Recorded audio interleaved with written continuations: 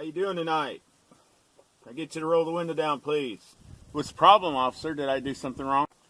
I need you to roll the window down now, sir, so we can talk. We need to have a conversation, and I can't talk to you through this glass. So roll the window down. Yes, sir, officer. Yes, sir. Okay.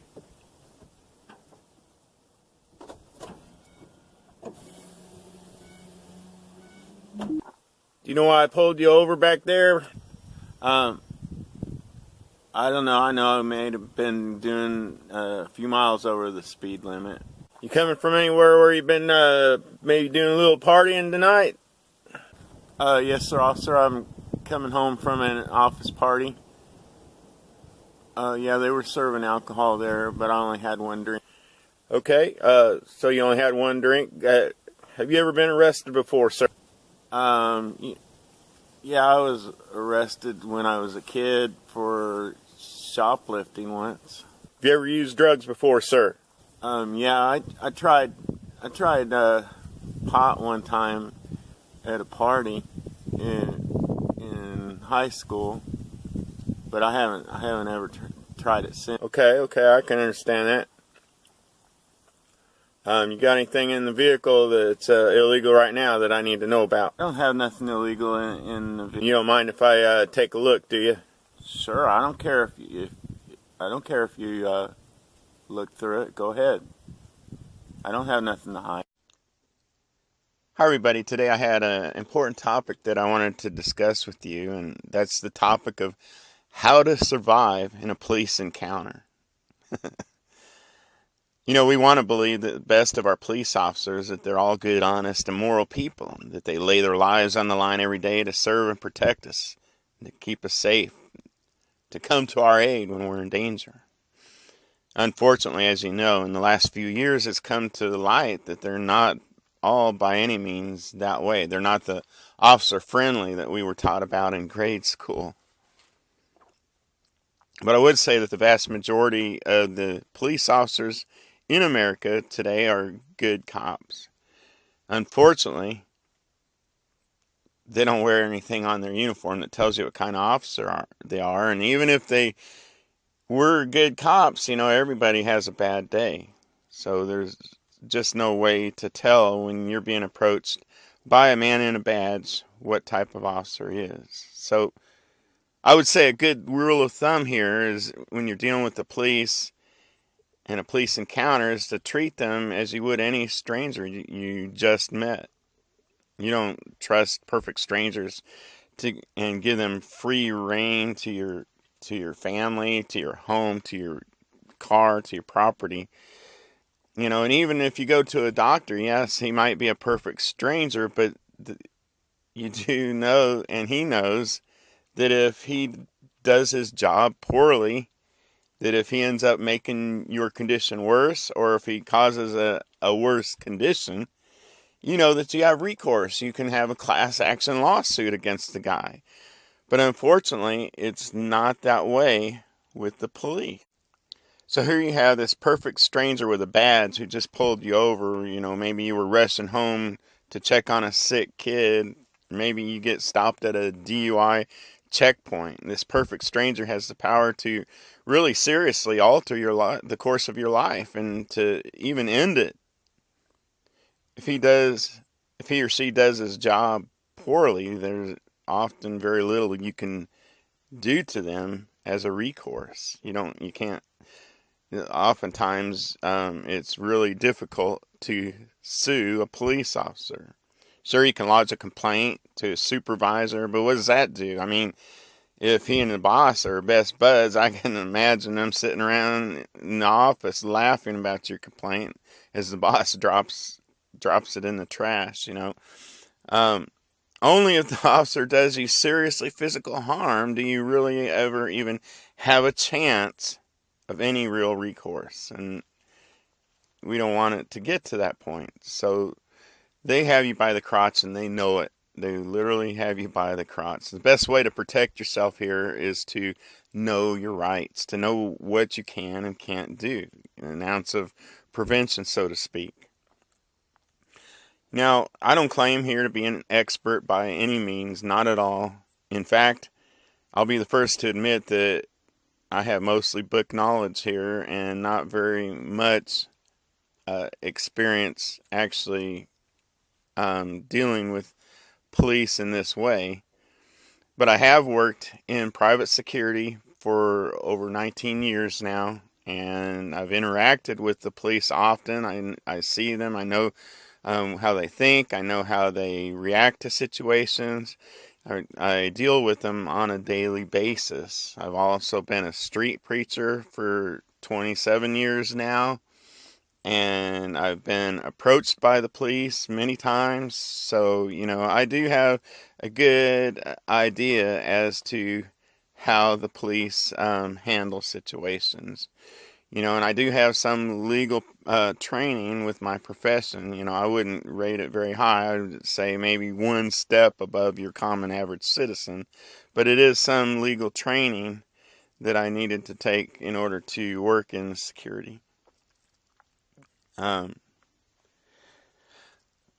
what I would say, though, is I've spent the last year studying this specific um, topic intensively. I've studied what all the experts, the people like attorneys and ex-judges and ex-police officers, what they do tell us about the situation. And so the things that you're going to learn here today, it's not just my opinion, it's what they actually say.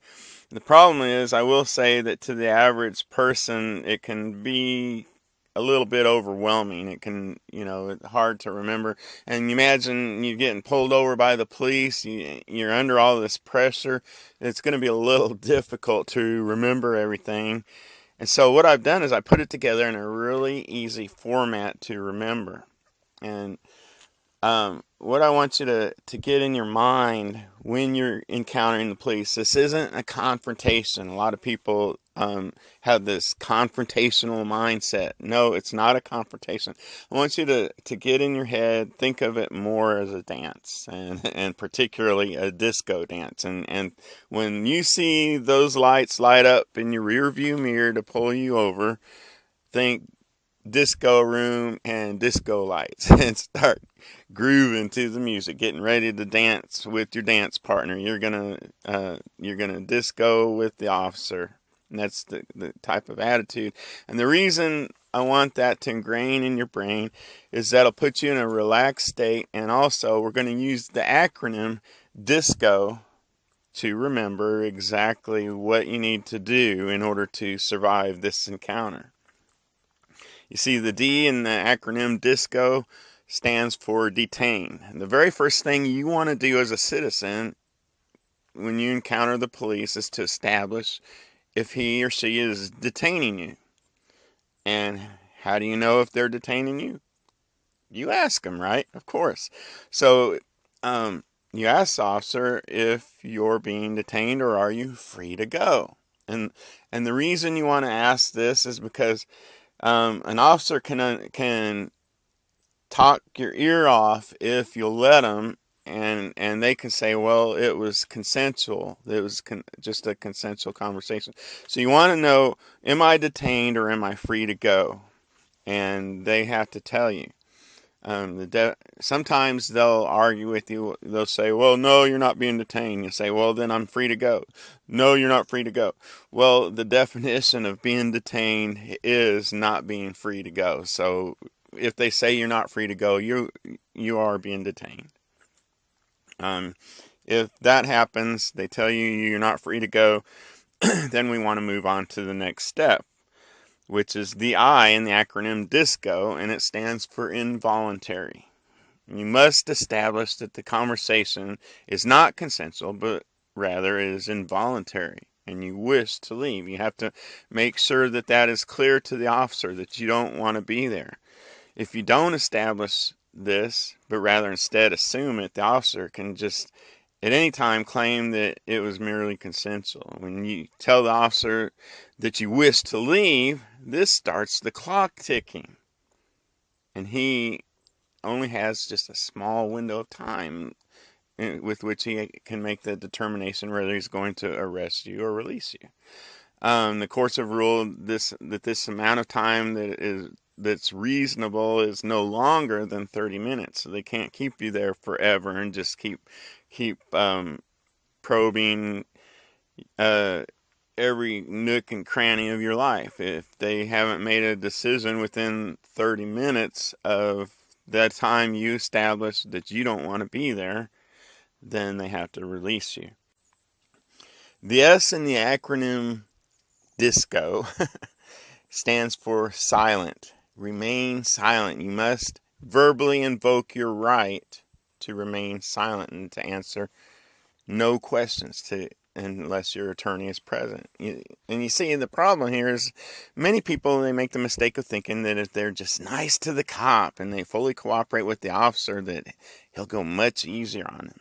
And that's a big myth, my friend. It's a big myth. Almost all the experts tell us that 100% of the time, uh, almost 100% of the time, the officer already knows if he or she's going to give you a ticket before they even walk up to your window to talk to you. And so there's absolutely, you get it through your head, there's nothing you can do or say that will change their minds.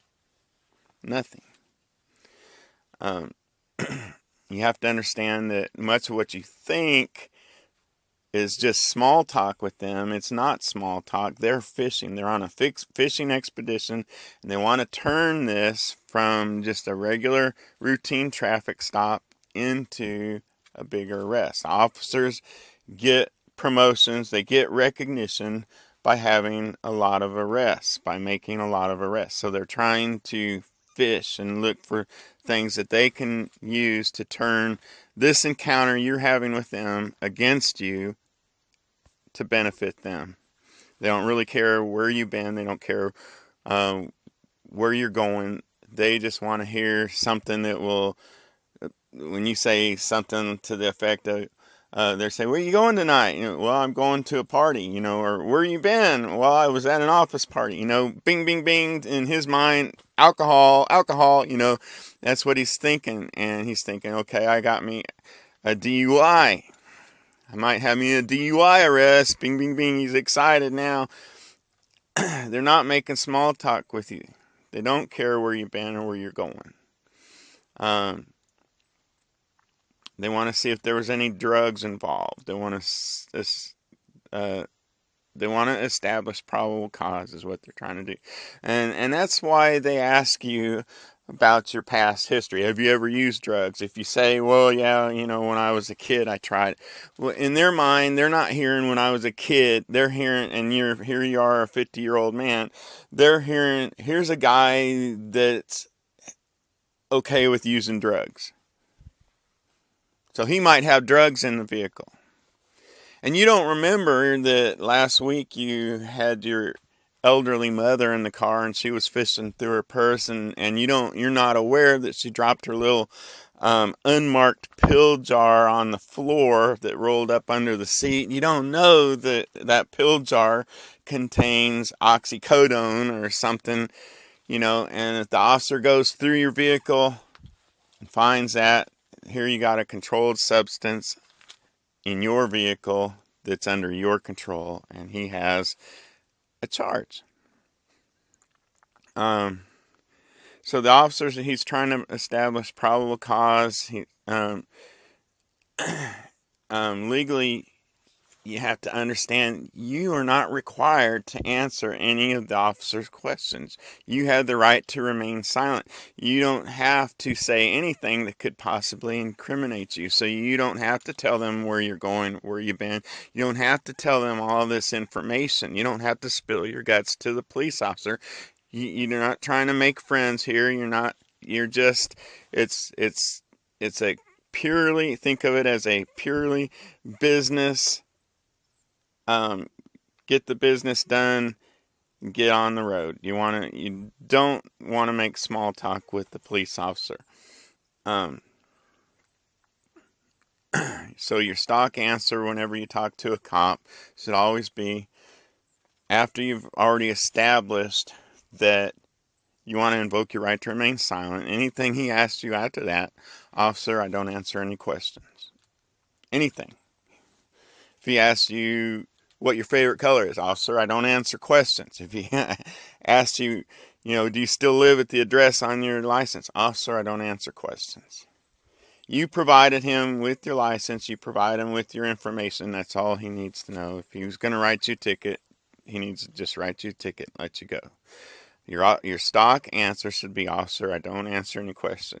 And you have to make sure in the opening, when you first told him you want to invoke those rights to remain silent, you mentioned a lawyer, because if by mentioning having a lawyer present, he's no longer allowed to just sit there and keep probing and keep probing and keep trying to badger you with questions. He's supposed to stop asking questions after you've mentioned that you'd like to have an attorney present. If you just say, I just want to remain silent, if that's all you say, then he can just keep probing, trying to get you to crack. So you don't answer the officer when he says, where are you going, or where have you been, or where do you live? What are you doing in this area? This is a known drug area. Why are you down here? Where do you work? Have you been drinking tonight? Have you ever used drugs? Have you ever been arrested? You don't answer any of these questions. If he says, is there anything illegal in your car? Officer, I don't answer questions. Nothing. Don't answer anything he has to say. Officer, I don't answer questions. You don't have to be rude. Remember, this isn't a confrontation. This is a disco dance, and you are discoing. Even if he asks, why don't you answer questions, you don't have to tell him why. You don't have to explain. He's not the judge. You don't have to make him your friend. You don't have to show him how smart you are. If he asks you why you don't answer questions, just say, officer, that's a question. I don't answer questions. You have the right to remain silent, and it's to your very best interest that you do that.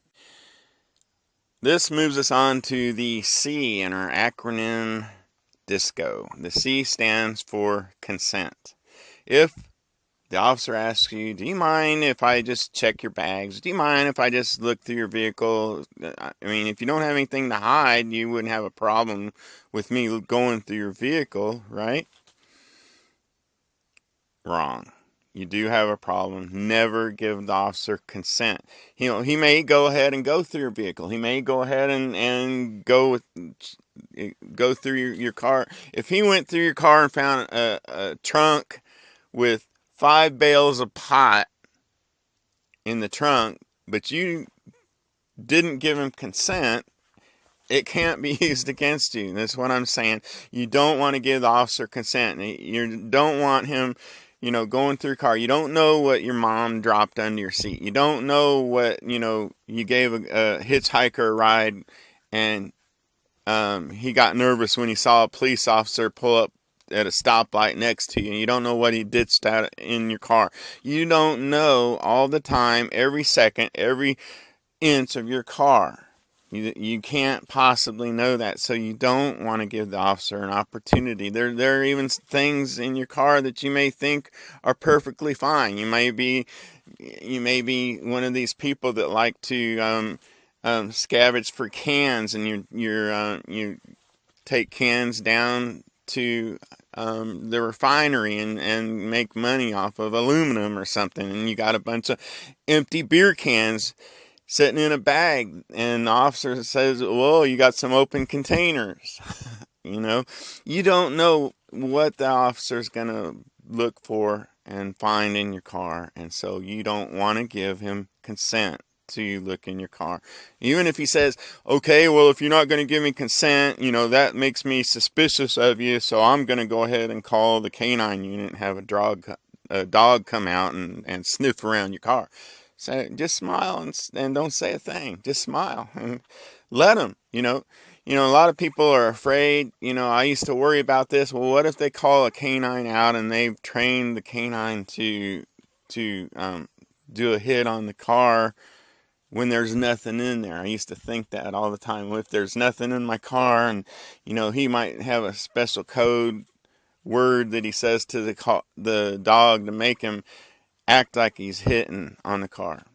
Well, I've actually talked to canine handlers, police canine handlers who've told me that's not going to happen. And the reason that's not going to happen because every canine officer has to mark down when they've used their dog. They have to mark down whether it was a good hit or a negative hit.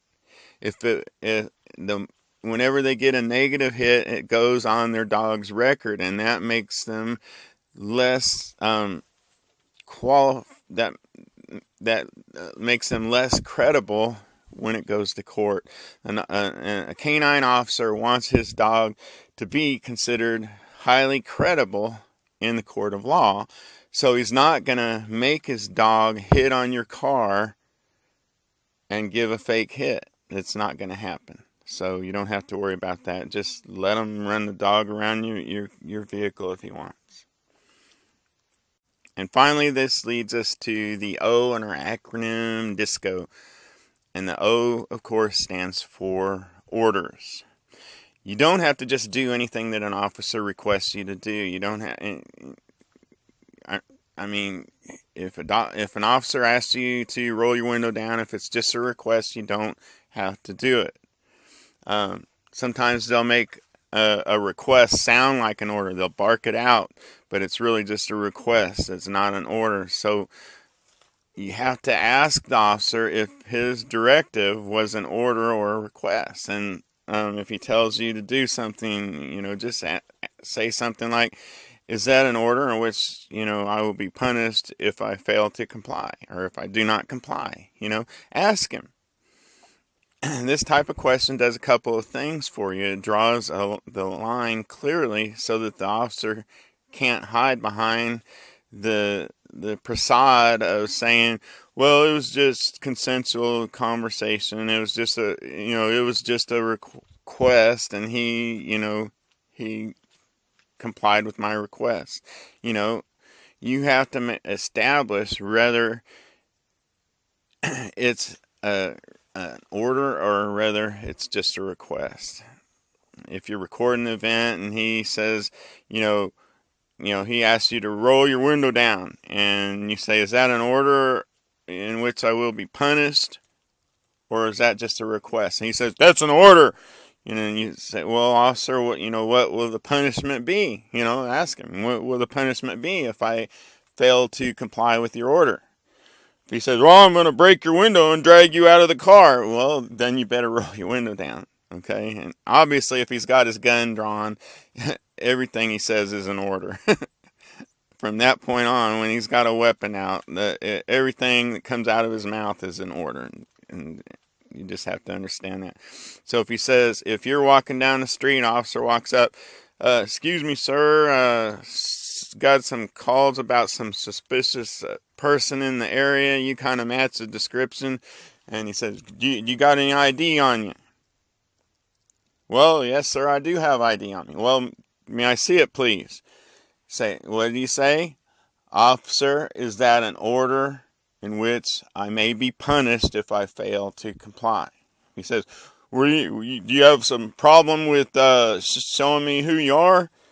Well, officer, I would rather not forfeit any of my rights, which also includes to remain anonymous. It's my right to remain anonymous unless you suspect me of a crime, unless you suspect that I've committed a crime.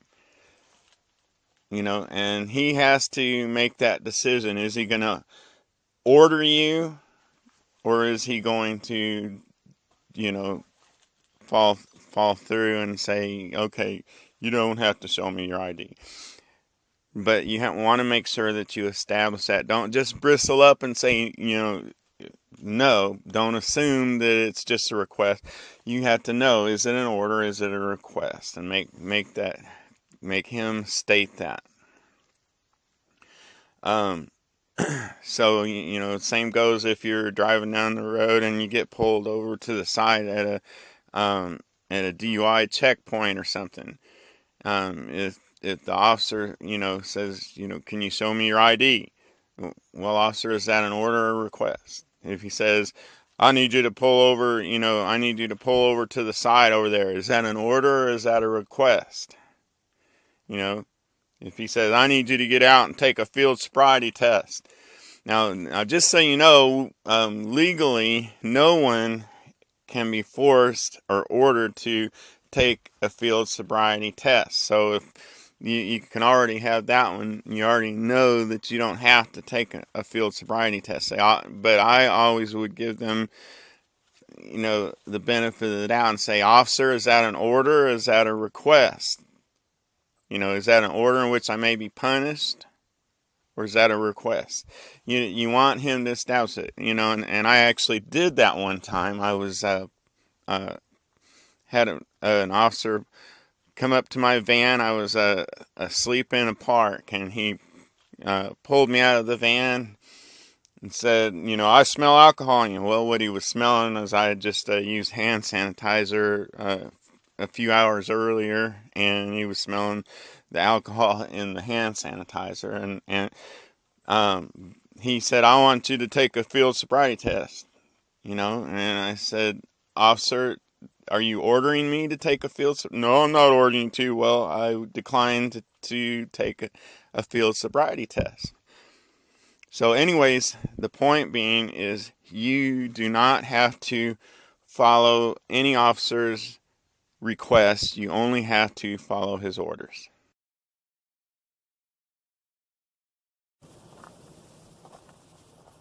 Sir, how you doing tonight? Sir, at this time I'd like to invoke my right to remain silent and not answer any questions unless my attorney is present. Can I get you to roll the window down for me, please? Is that an order? That I may be punished if I fail to comply? No, that's not an order. I'm just having a hard time hearing you. You know why I pulled you over today? I don't answer questions. You're not going to answer any questions? Why not? No, sir, I don't answer questions. Can I see your license and registration, please? Is that an order that I may be punished if I fail to comply? Yes, that is an order. Okay.